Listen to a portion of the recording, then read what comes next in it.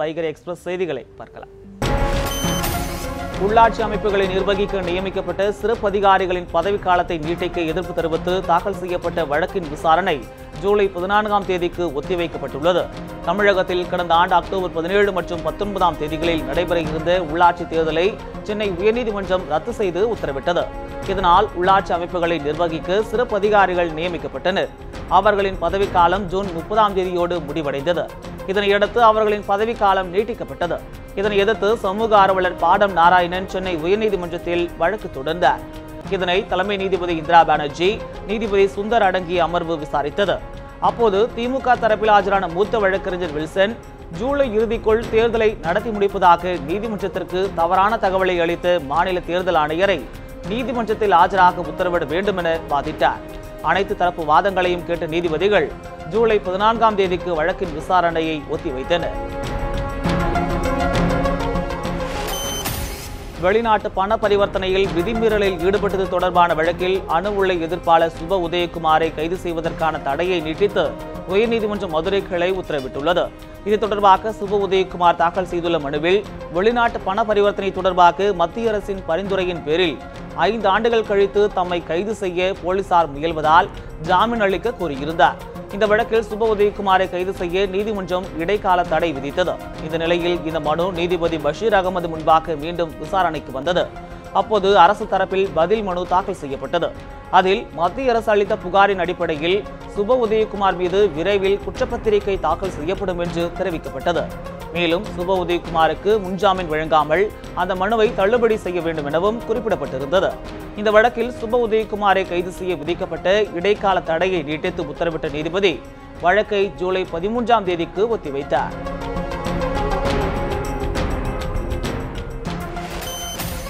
தமிழக அமைச்சர்களுடன் திரையரங்கு உரிமையாளர்கள் நடத்திய பேச்சுவார்த்தையில் உடன்பாடு எட்டப்பட்டதை அடுத்து இன்று முதல் தியேட்டர்கள் வழக்கம் போல் செயல்படும் என அறிவிக்கப்பட்டுள்ளது. தமிழக அரசு சினிமா மீது விதித்துள்ள 30% கேளிக்கை வரியை ரத்து செய்ய வலியுறுத்தி திரையரங்கு உரிமையாளர்கள் கடந்த 3ஆம் தேதி முதல் திரையரங்குகளை மூடி போராட்டம் நடத்தி வந்தனர். 4வது நாளாக தமிழகம் முழுவதும் உள்ள 1000 தியேட்டர்கள் நேற்றும் மூடி கிடந்தன. தியேட்டர்கள் இயங்காததால் நாள் ஒன்றுக்கு 20 கோடி ரூபாய் அளவுக்கு நஷ்டம் ஏற்பட்டுள்ளதாக திரையரங்கு உரிமையாளர்கள் தரப்பில் தெரிவிக்கப்பட்டது. இதற்கிடையில் போராட்டத்தை முடிவுக்கு கொண்டுவர அமைச்சர்களுடன் தியேட்டர் உரிமையாளர்கள் நேற்று பேச்சுவார்த்தையில் ஈடுபட்டனர். பேச்சுவார்த்தையில் உடன்பாடு ஏற்பட்டதை அடுத்து திரையரங்குகள் வேலைநிறுத்தம் வாபஸ் பெறப்படுவதாகவும் இன்று முதல் திரையரங்குகள் இயங்கும் எனவும் தெரிவிக்கப்பட்டுள்ளது. காலையிலிருந்து அனைத்து திரையரங்குகளும் எப்பொழுதும் போல் படங்கள் ஓடிக்கொண்டிருக்கும். திரையரங்குகள் அனைத்தும் திறந்திருக்கும். எங்களுடைய தலைவர்கள் அனைவரும் இங்கே வந்திருக்கிறார்கள். தமிழ்நாட்டிலிருந்து அனைத்து தலைவர்கள் இங்கே வந்திருக்கிறார்கள். அனைவரும் சார்பாகவும் நான் கூறுவதெல்லாம் ஏகமனதாக நாளைக்கு திரையரங்குகள் திறக்கப்படும். பாஜக அரசு அறிமுகப்படுத்தியுள்ள ஜிஎஸ்டி வரி மிகவும் குளறுபடிகளை கொண்டது என முன்னாள் மத்திய நிதியமைச்சர் ப. சிதம்பரம் விமர்சித்துள்ளார். டெல்லியில் செய்தியாளர்களுக்கு அவர் அளித்த பேட்டியில் இவ்வாறு தெரிவித்தார். மேலும் இந்த ஜிஎஸ்டி வரியில் 7 விதமான வரிகள் இருப்பதால் ஒரு தேசம் ஒரு வரி என கூறுவது தவறானது என்றும் ப. சிதம்பரம் கூறியுள்ளார். ஜிஎஸ்டி வரி அதிகபட்சம் 18% நிர்ணயிக்கப்பட வேண்டும் என காங்கிரஸ் கட்சி வலியுறுத்தும் என்றும் பெட்ரோலியம், மின்சாரம், ரியல் எஸ்டேட் ஆகியவற்றையும் ஜிஎஸ்டி வரியின் கீழ் கொண்டுவர வேண்டும் என்றும் ப. சிதம்பரம் கூறினார். முந்தைய காங்கிரஸ் அரசு கொண்டுவர விரும்பியது இப்போது அறிமுகப்படுத்தப்பட்டுள்ள வரியை அல்ல என்றும் ஜிஎஸ்டி வரியை காங்கிரஸ் கட்சி தொடர்ந்து கண்காணிக்கும் என்றும் ப. சிதம்பரம் தெரிவித்தார்.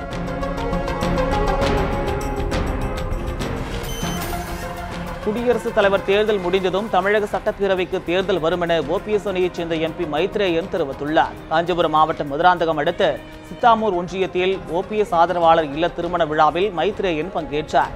அதனைத் தொடர்ந்து செய்தியாளர்களிடம் பேசிய அவர், அணிகள் இணைப்புக்கான குழுவை ஓபிஎஸ் கலைத்த பின்னரும் அணிகள் இணைப்பு தொடர்பாக பேச்சுவார்த்தை நடைபெறுவதாக கூறிய அமைச்சர் ஜெயக்குமார் தமிழக அமைச்சரவையில் இருக்கும் ஒரே ஜோக்கர் என விமர்சித்தார். தமிழ்நாட்டு அரசனுடைய ஒரே ஒரு ஜோக்கர் ஜெயக்குமார். அவர் சொல்லிட்டு இருக்காரு, அவர் கனவுலகத்தில் வாழணும்னு விருப்பப்பட்டா அவர் கனவுலகத்தில் வாழட்டும். நாங்கள் ரொம்ப தெளிவாக இருக்கோம். இந்த இணைப்புலாம் இனிமேலுக்கு கிடையாது. எனவே அந்த இணைப்புக்கான குழுவை அண்ணன் ஓபிஎஸ் கலைச்சிட்டாரு. இனிமேலுக்கு யாராக இருந்தாலும் எங்களுடைய கோரிக்கை 2 கோரிக்கை. 1, குடும்பத்தை விலக்கி வைக்கணும். 2வது, அம்மா மரணத்துக்கு விசாரணை வேண்டும். இந்த 2த்தையும் ஏற்றுக்கிட்டு அண்ணன் ஓபிஎஸ் அவருடைய தலைமையை ஏற்றுக்கிட்டு யார் வேணாலும் எங்ககிட்ட இணையலாம்.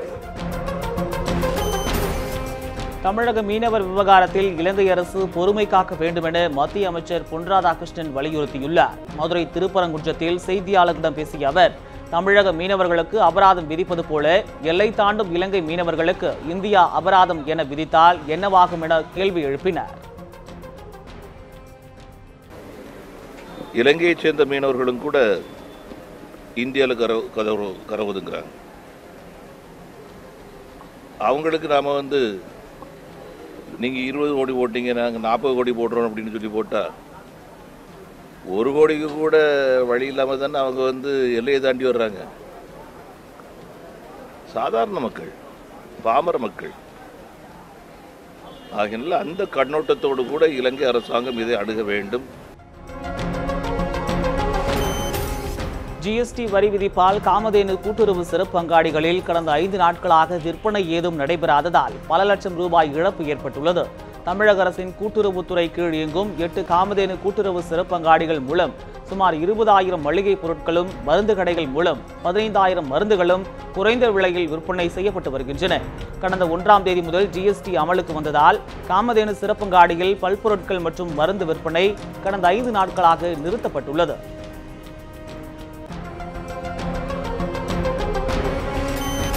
குற்றால அருவிகளில் சுற்றுலா பயணிகள் சோப்பு, ஷாம்பு, எண்ணெய் ஆகியவற்றை பயன்படுத்தினால் அபராதம் விதிக்கப்படும் என நெல்லை மாவட்ட ஆட்சியர் சந்தீப் நந்தூரி எச்சரித்துள்ளார். நெல்லை மாவட்டம் குற்றாலத்தில் சீசன் தொடங்கியுள்ளதால் சுற்றுலா பயணிகளின் வரத்து அதிகரித்துள்ளது. இந்த நிலையில் சுகாதாரத்தை மேம்படுத்தும் வகையில் குற்றாலத்தில் சோப்பு, ஷாம்பு, எண்ணெய், பாலித்தீன் பை ஆகியவற்றை பயன்படுத்தக்கூடாது என மாவட்ட ஆட்சியர் சந்தீப் நந்தூரி எச்சரிக்கை விடுத்துள்ளார். இது தொடர்பாக செய்தியாளர்களை சந்தித்த அவர், சோப்பு, ஷாம்பு பயன்பாடுகளை தடுக்கும் விதமாக பேரூராட்சி ஊழியர்கள் 24 மணி நேரமும் சுழற்சி முறையில் பணியமர்த்தப்பட்டுள்ளதாகவும், பாலித்தீன் பைகளை பயன்படுத்துவதால் ஏற்படும் பாதிப்பு குறித்து விழிப்புணர்வு ஏற்படுத்தும் விதமாக பதாகைகள் வைக்கப்பட்டுள்ளது எனவும் அவர் தெரிவித்தார். குற்றாலம் வாட்டர் ஃபால்ஸில் கூட 100% சோப் யூஸ் பண்ணக்கூடாது, எண்ணெய் யூஸ் பண்ணக்கூடாது, பிளாஸ்டிக் பைகள் எல்லாம் யூஸ் பண்ணக்கூடாதுன்னு சொல்லிட்டு அங்கே இருக்கிற மக்களுக்கான விழிப்புணர்வு போர்ட்ஸ் எல்லாம் வச்சுட்டோம். அது மட்டும் இல்லாமல் பேரூராட்சி துறை மூலமாக ஒரு ஃபால்ஸில் 2 ஸ்டாஃப் நம்ம 24 ஹவர்ஸ் ஷிஃப்ட்டில் அங்கே கண்டிப்பாக போட்டுட்டு நம்ம அவருக்கான பேட்ஜ், தனி ட்ரெஸ்ஸு, யூனிஃபார்ம் எல்லாம் போட்டு அங்கே வச்சுட்டோம். அவருடைய ரெஸ்பான்சிபிலிட்டி இந்த ஃபால்ஸ்க்கு வர மக்கள் எல்லாமே சோப் யூஸ் பண்ணுறாங்க, எண்ணெய் யூஸ் பண்ணுறாங்க, அது தடுக்கிறதுக்கு, செக் பண்ணுறதுக்கு, ஃபைன் போடுறதுக்கான முயற்சி எல்லாம் எடுத்துப்பட்டு வருகிறது. சத்தியமங்கலம் அருகே காட்டு யானை தாக்கியதில் பெண் உட்பட 2 பேர் படுகாயமடைந்தனர். ஈரோடு மாவட்டம் கடம்பூர் சுஜில் கரையைச் சேர்ந்த 10க்கும் மேற்பட்டவர்கள் துக்க நிகழ்ச்சிக்கு சென்றுவிட்டு வீட்டிற்கு திரும்பிக் கொண்டிருந்தனர். அப்போது காட்டிற்குள் இருந்து வந்த ஒற்றை யானை மக்களை விரட்டியது. இதனை கண்ட அவர்கள் தப்பியோடிய நிலையில் முனுசாமி மற்றும் கண்ணம்மாள் ஆகியோர் யானையிடம் சிக்கினர். யானை தூக்கி வீசியதில் அவர்கள் இருவரும் படுகாயமடைந்தனர். இதனையடுத்து இருவரும் மேல் சிகிச்சைக்காக மருத்துவமனைக்கு கொண்டு செல்லப்பட்டனர். பள்ளத்துலேருந்து அவங்க மேலே ஏறி வரும்போது யானை எதுக்கால வந்துருச்சுங்க. ரெண்டு பேரும் என் மாமனாருங்க தூக்கி வீசிடுச்சு. பார்த்திங்கன்னா சித்தி பின்னாடி அவங்களையுமே சைடில் தள்ளி விட்டுருச்சுங்க. தள்ளி விட்டு எதிர்பார்க்குறோமா அவங்க இருந்த சித்தப்பா கூட வந்தார். அவர் தப்பி ஓடி மறுபடியும் அவர் செல்லை எடுத்து ஃபோன் பண்ணி 108க்கு ஃபோன் பண்ணி இந்த மாதிரி நாங்கள்லாம் வேலை செஞ்சுட்டு இருந்தோங்க. அங்கே போய் பார்க்கும்போது எல்லாம் மயக்கம் அடிச்சு படுத்துருந்தாங்க. சென்னை பட்டினம்பாக்கத்தில் குடிநீர் வாரிய லாரி மோதி ஐடி ஊழியர் ஒருவர் உயிரிழந்தார். நங்கநல்லூரைச் சேர்ந்த ஐடி நிறுவன ஊழியர் அனிருத் பட்டினம்பாக்கம் சிக்னல் அருகே இருசக்கர வாகனத்தில் சென்றபோது அந்த வழியாக வந்த சென்னை குடிநீர் வாரிய ஒப்பந்த லாரி மோதியதில் உயிரிழந்தார். இது தொடர்பாக வழக்கு பதிவு செய்த போலீசார் ஓட்டுநர் மதியழகன், உதவியாளர் குமரேசன் ஆகியோரை கைது செய்தனர்.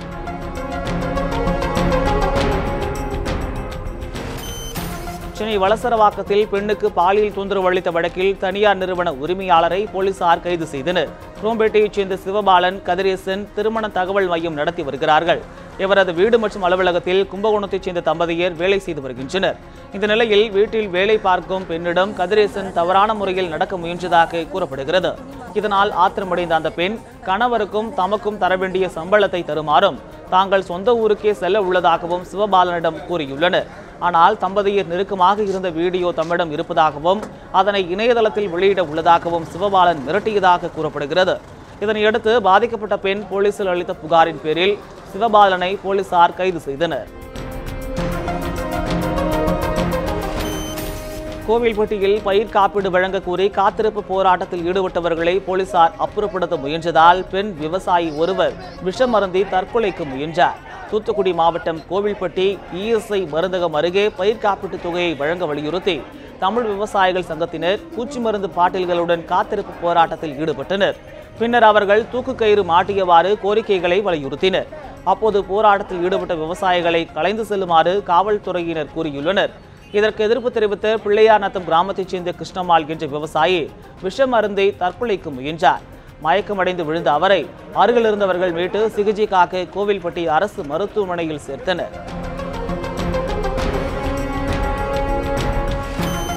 நீலகிரி மாவட்டம் அப்பர் பவானி வனப்பகுதியில் தென்பட்டு அரிய வகை வெள்ளைப்புலி வனத்துறையினரை வியப்பில் ஆழ்த்தியுள்ளது. நீலகிரி தெற்கு வனப்பகுதிக்குட்பட்ட அப்பர் பவானி வனப்பகுதியில் கடந்த சில நாட்களுக்கு முன்பு அரிய வகை வெள்ளைப்புலி ஒன்று தென்பட்டுள்ளது. இந்த வெள்ளைப்புலியை பெங்களூரைச் சேர்ந்த ஒரு புகைப்பட கலைஞர் புகைப்படம் எடுத்து வனத்துறையினருக்கு தகவல் தெரிவித்தார். இந்த புகைப்படம் வனத்துறையினரை வியப்பில் ஆழ்த்தியுள்ளது. இதனையடுத்து அந்த புலியை கண்காணிக்க அப்பர் பவானி வனப்பகுதியில் நவீன கேமராக்கள் பொருத்தப்பட்டுள்ளன. மேலும் வெள்ளைப்புலியின் நடமாட்டத்தை தொடர்ந்து கண்காணிக்க வனத்துறையினர் முடிவு செய்துள்ளனர். எல்லை தாண்டும் இந்திய மீனவர்களுக்கு 20 கோடி ரூபாய் வரை அபராதம் விதிக்க சட்டம் நிறைவேற்றப்படும் என இலங்கை மீன்வளத்துறை அமைச்சர் அறிவிப்பிற்கு தமிழக மீனவர்கள் கண்டனம் தெரிவித்துள்ளனர். கச்சத்தீவு பகுதியில் மீன்பிடிக்கும் தமிழக மீனவர்களை அப்பகுதியில் மீன்பிடிக்க விடாமல் இலங்கை கடற்படையினர் துரத்தி அடிப்பது தொடர்ந்து வரும் நிலையில் நேற்று மீன்பிடிக்க சென்ற புதுக்கோட்டை மாவட்டம் கோட்டைப்பட்டினம் மீனவர்கள் 5 பேரை ஒரு படகுடன் நெடுந்தீவு அருகே இலங்கை கடற்படையினர் பிடித்து சென்றனர். இது தமிழக மீனவர்களிடையே கொந்தளிப்பை ஏற்படுத்தியுள்ளது. இந்த நிலையில் எல்லை தாண்டும் இந்திய மீனவர்களின் சிறை தண்டனையை அதிகப்படுத்துவதுடன் அவர்களது படகிற்கு 20 கோடி ரூபாய் வரை அபராதம் விதிக்கப்படும் என இலங்கை மீன்வளத்துறை அமைச்சர் பேசியுள்ளதற்கு தமிழக மீனவர்கள் கடும் கண்டனம் தெரிவித்துள்ளனர்.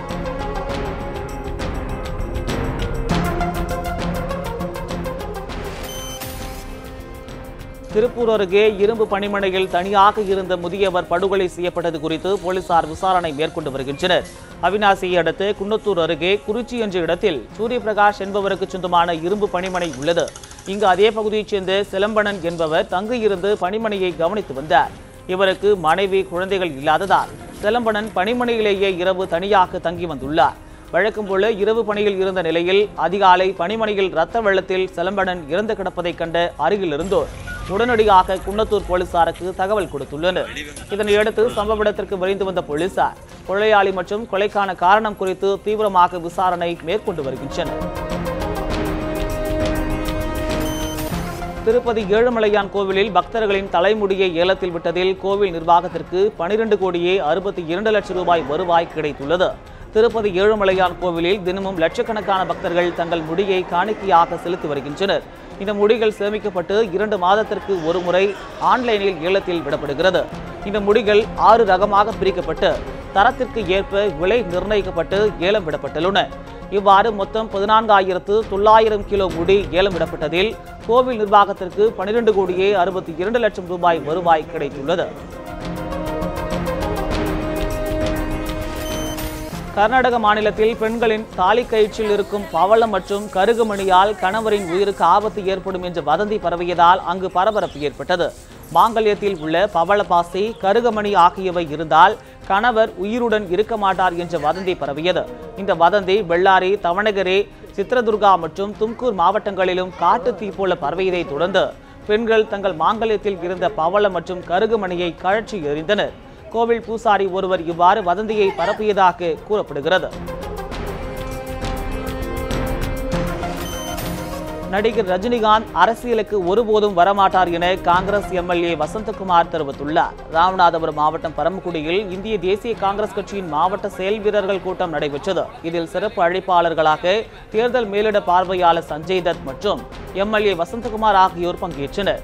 பின்னர் செய்தியாளர்களுக்கு பேட்டியளித்த வசந்தகுமார், ஜிஎஸ்டி வரியை நீக்கினால்தான் ஜனாதிபதி தேர்தலில் வாக்களிப்போம் என மத்திய அரசிடம் முதல்வர் எடப்பாடி பழனிசாமி வலியுறுத்த வேண்டும் என்றார். அன்றாடம் பயன்படுத்துறதுக்கெல்லாம் நமது ஜிஎஸ்டிங்கிற பேரில் வரி போட்டிருக்காங்க. அதை தமிழக அரசு உடனடியாக மனதில் கொண்டு மத்திய அரசாங்கத்திடம் சொல்லி அதை வாபஸ் வாங்க வேண்டும்.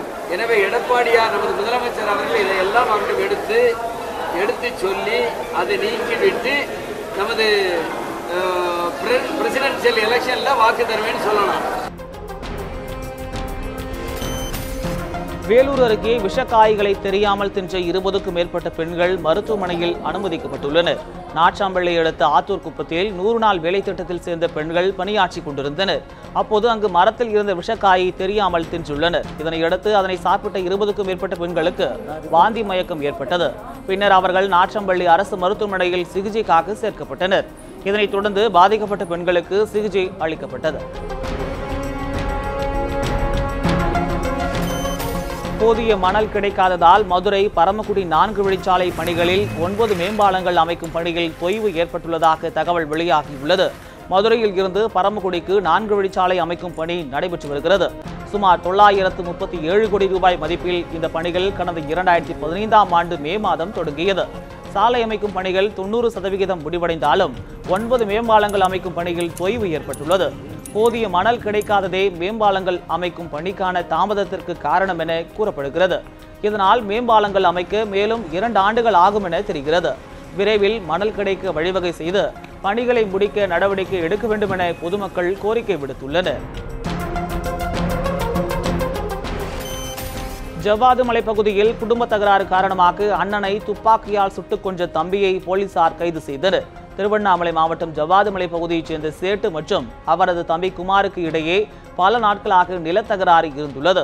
மேலும் குமாரின் மனைவிக்கும் சேட்டுவுக்கும் கள்ளத்தொடர்பு இருந்ததாகவும் கூறப்படுகிறது. இதனை அறிந்த குமார் கடந்த 4ஆம் தேதி தனது அண்ணன் சேட்டுவை நாட்டு துப்பாக்கியால் சுட்டார். இதில் படுகாயமடைந்த சேட்டு சிகிச்சைக்காக கொண்டு செல்லும் வழியிலேயே மரணமடைந்தார். இதனையடுத்து கொள்ளையாளி குமாரை கைது செய்த போலீசார் கொலைக்கு பயன்படுத்திய நாட்டு துப்பாக்கியையும் பறிமுதல் செய்தனர். விருதாச்சலம் அருகே சமவெளியில் மிளகு பயிரிட்டு விவசாயி ஒருவர் நல்ல விளைச்சல் கண்டுள்ளார். கடலூர் மாவட்டம் விருதாச்சலம் அருகே பாளையங்கோட்டை கிராமம் அமைந்துள்ளது. இந்த பகுதியைச் சேர்ந்த பூபாலன் என்கிற விவசாயி மலைப்பகுதிகளில் மட்டுமே விளையக்கூடிய மிளகு பயிரை சமவெளி பகுதிகளில் விளைய வைத்து நல்ல விளைச்சல் கண்டுள்ளார். கேரளாவில் இருந்து இவ்வகை மிளகு பயிர்களை வரவழைத்து பயிரிட்டுள்ளதால் ஏற்றுமதி தரம் வாய்ந்த மிளகு நல்ல விளைச்சல் கொடுத்துள்ளதாக தெரிவிக்கின்றார். மேலும் இவ்வகை மிளகு செடிகள் அடுத்த 35 வருடங்களுக்கு நல்ல விளைச்சலை தரும் என்றும் விவசாயி பூபாலன் தெரிவிக்கிறார். மரங்களை பயிர் செய்து அதில் ஊடுபயிராக மிளகு சாகுபடி செய்து வருகிறேன். இந்த மிளகு வந்து நமக்கு நீண்ட நாள் பலன் தரக்கூடியது. நான் கேரளா, திருச்சூர், கொல்லிமலை இது மாதிரி பல ஊர்களுக்கு சென்று போய் பார்க்கும்பொழுது அந்த பயிர் நமக்கு நல்லது அப்படின்னு நான் அந்த பயிரை செய்து வருகிறேன். இது நமக்கு லாபகரமான பயிர். திருவள்ளூர் அருகே துளியம்மன் ஆலயத்தில் நடைபெற்ற திருவிழாவில் கட்டிலில் படையில் வைத்து ஆட்டை அம்மனுக்கு பலியிட்டு நூதன வழிபாடு நடத்தினர். திருவள்ளூர் மாவட்டம் பெரவள்ளூர் கிராமத்தில் அமைந்துள்ள துளியம்மன் ஆலயத்தின் திருவாட்சி திருவிழா நேற்று நடைபெற்றது. 3 வருடத்திற்கு ஒருமுறை நடைபெறும் இந்த திருவிழாவில் ஊர் மக்கள் ஜாதி மத பேதமின்றி ஒன்று கூடி ஒவ்வொருவர் வீட்டு வாசலிலும் கட்டிலில் படையல் செய்து வழிபட்டனர். அது மட்டுமின்றி வீடுதோறும் ஆட்டுக்கிடாவை அம்மனுக்கு பலியிட்டு வழிபட்டனர். பின்னர் வீதி உலா வரும் அம்மனுடன் படையலை ஊர்வலமாக எடுத்து சென்றனர். தமிழகத்தில் அடுத்த ஓராண்டில் அரசு பள்ளிகளில் குறைகளே இருக்காது என்ற நிலை உருவாக்கப்படும் என பள்ளி கல்வித்துறை அமைச்சர் செங்கோட்டையன் தெரிவித்துள்ளார். எம்ஜிஆர் நூற்றாண்டு விழாவையொட்டி திருச்சியில் எம்ஜிஆர் இளைஞர் அணி சார்பாக மாபெரும் கபடி போட்டி நடைபெற்றது. இந்த நிகழ்ச்சியில் பங்கேற்ற பள்ளி கல்வித்துறை அமைச்சர் செங்கோட்டையன் செய்தியாளர்களுக்கு பேட்டியளித்தார். அப்போது பேசிய அவர், அரசு பள்ளிகளின் கல்வித்தரத்தை உயர்த்த கல்வியாளர்கள் குழு அமைக்கப்பட்டு நடவடிக்கை எடுக்கப்பட்டு வருவதாக தெரிவித்தார். அரசு பள்ளிகளை பொறுத்தவரை பல்வேறு மாற்றங்கள் இப்போது அறிவிக்கப்பட்டிருக்கிறது. அந்த மாற்றங்களை நீங்கள் பார்க்கின்ற போதே உங்களுக்கு தெரியும். மற்றவர்கள் எல்லோரும் பாராட்டி கொண்டிருக்கிறார்கள். பொதுமக்களும் பாராட்டுகிறார், மாணவரும் பாராட்டுகிறார். நாளொரு மேனியும் பொழுதுரனுமாக பல்வேறு திட்டங்களை இந்த அரசு அறிவித்துக் கொண்டிருக்கிறது. பாட மாற்றங்கள் உருவாக்க இருக்கிறது. அதற்கு குழுக்கள் அமைக்கப்பட்டிருக்கிறது. ஆனந்துக்கு சென்ற சிறந்த கல்வி வல்லுநர் மூலமாக தலைமை ஏற்று அதை நடத்த இருக்கிறோம். அது மட்டுமல்ல, 2வது உயர்மட்ட குழுவும் உருவாக்கப்பட்டிருக்கிறது. அதிலே பல்வேறு முன்னாள் துணைவேந்தர்கள் அதில் இடம்பெற்றிருக்கிறார்கள். உதகையில் புதிதாக திறக்கப்பட்டுள்ள மெழுகு அருங்காட்சியகத்தை ஏராளமான சுற்றுலா பயணிகள் ஆர்வத்துடன் கண்டுகளித்து செல்கின்றனர். உதகை ஹில்பங் பகுதியில் சுமார் 3 கோடி ரூபாய் செலவில் நிறுவப்பட்டுள்ள அருங்காட்சியகத்தில் 31 மெழுகு சிலைகள் வைக்கப்பட்டுள்ளன. இந்த அருங்காட்சியகத்தில் பிரதமர் மோடி, அமெரிக்க அதிபர் டிரம்ப், ரஷ்ய அதிபர் புதின் உள்ளிட்ட அரசியல் தலைவர்களின் மெழுகு சிலைகள் காட்சிக்கு வைக்கப்பட்டுள்ளன. சச்சின் டெண்டுல்கர், மெஸ்ஸி, ரொனால்டோ உள்ளிட்ட விளையாட்டு வீரர்களின் சிலைகளும் இடம்பெற்றுள்ளன. இதில் குறிப்பாக டயானா, அன்னை தெரசா உள்ளிட்டோரின் உருவ சிலைகள் பார்வையாளர்களை வெகுவாக கவர்ந்துள்ளன. இந்த மெழுகு சிலைகள் மிகவும் நேர்த்தியாகவும் தத்ரூபமாகவும் உருவாக்கப்பட்டுள்ளதால் பார்வையாளர்கள் வியப்புடன் கண்டு ரசித்து செல்கின்றனர். இது ஃபர்ஸ்ட் டைம் ஊட்டியில் எவ்வளோ நல்லா வேக்ஸ் மியூசியம் பார்த்துருக்கேன். ரொம்ப என்ஜாய் பண்ணியிருக்கேன். நிறைய செலிபிரிட்டிஸ் இருக்காங்க. ஃபர்ஸ்ட் டைம் எல்லாமே ரியலாக இருக்க மாதிரி இருக்குது. ரொம்ப நல்லா இருக்கு. 31 செலிபிரிட்டிஸ் இருக்காங்க. இந்தியாவிலேருந்தும் இருக்காங்க, வெளிநாட்டிலேருந்தும் இருக்காங்க. பார்க்குறதுக்கு ரொம்ப நேச்சுரலாக இருக்குது, ரொம்ப சூப்பராக இருக்குது. இன்டீரியர்ஸ் ரொம்ப நல்லா இருக்குது. Lightings and every thing is super. You can come click pictures. ரொம்ப ஃபன்னாக இருக்குது. ஊட்டியில் இந்த மாதிரி பார்த்ததில்லை. ஃபார் ஆல் த டூரிஸ்ட்க்கு இது ரொம்ப நல்ல ஸ்பாட். இத்துடன் இந்த செய்தி அறிக்கை நிறைவடைந்தன. மேலும் பல அண்மை செய்திகளுக்கு தொடர்ந்து இணைந்திருங்கள் நியூஸ் 7 தமிழுடன்.